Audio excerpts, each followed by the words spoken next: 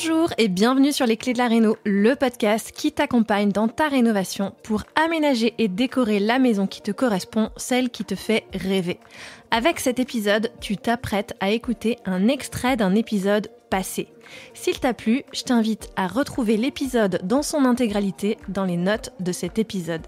Et retrouve-moi aussi sur Instagram, c'est tout simplement Les Clés de la Réno pour apprécier en images ces partages de bonnes astuces et d'inspiration. Bonne écoute! Est-ce que tu as la possibilité, mais aussi finalement, est-ce que tu as l'obligation d'investir dans ce projet de réaménagement et de redistribution des espaces? Redistribuer les pièces, ça va nécessiter du temps, c'est plus de travaux, donc ce sera plus long et surtout, ça représente un budget considérable. Il va nécessairement falloir prendre le temps d'évaluer tes ressources, à la fois en termes de temps et d'argent, avant de te lancer dans ce projet pour t'assurer de pouvoir mener à bien cette transformation.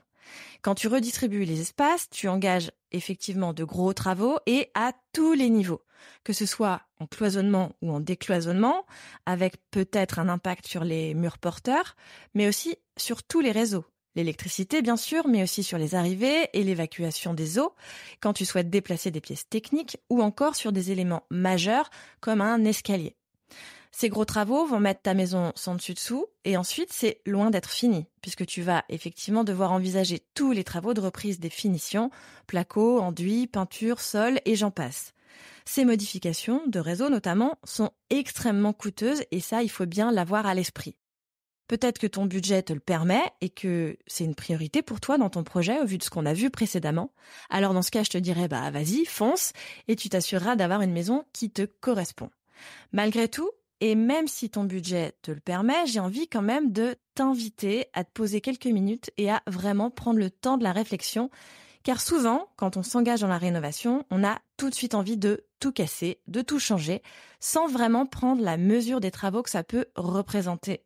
Et donc des tracas, de la longueur de chantier et du budget que cela peut représenter également, mais aussi sans vraiment prendre le temps de comprendre l'impact que ça va avoir sur le lieu que tu rénoves. Comme je l'ai dit, quand une maison a été conçue d'une certaine façon à la construction, ce n'est pas sans raison et le plus souvent, ça s'avère être de bonnes raisons, encore aujourd'hui.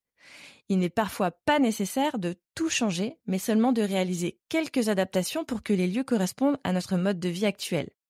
Il est, selon moi, effectivement important d'évaluer toutes les alternatives et pas seulement la plus simple qui consisterait à tout changer et à repartir de zéro.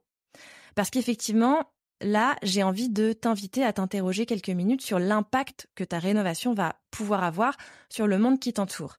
Une rénovation, c'est naturellement beaucoup de déchets et plus les travaux sont importants, plus tu crées du déchet et plus tu consommes de la ressource naturelle avec l'intégration de nouveaux matériaux. C'est parfois indispensable, évidemment, mais il est souvent possible de voir les choses autrement, au moins partiellement, et d'accommoder un lieu en réalisant parfois moins de travaux pour un résultat quasi identique en termes d'organisation des espaces et de facilité à vivre au quotidien, tout en créant un lieu qui te correspond. Parce qu'en fait, c'est aussi ça qui va te pousser à plus de créativité. Ce sont les contraintes qui poussent à voir plus loin, à avoir de nouvelles idées et qui créent un lieu unique parce que vraiment, il va être le reflet de ta personnalité et de ceux qui vont habiter les lieux tout en prenant en considération le lieu en lui-même.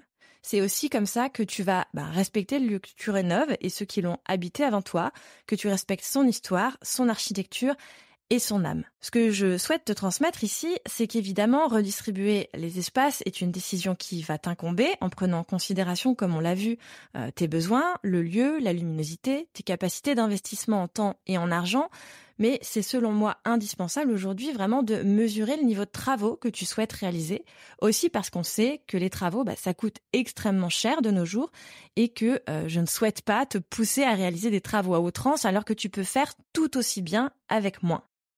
Bref, tu l'auras compris, redistribuer les pièces dans ton projet de rénovation, c'est pas une décision à prendre à la légère et au final, seul peut décider de ce que tu as à faire pour conduire au mieux ton projet et faire en sorte qu'il te corresponde vraiment.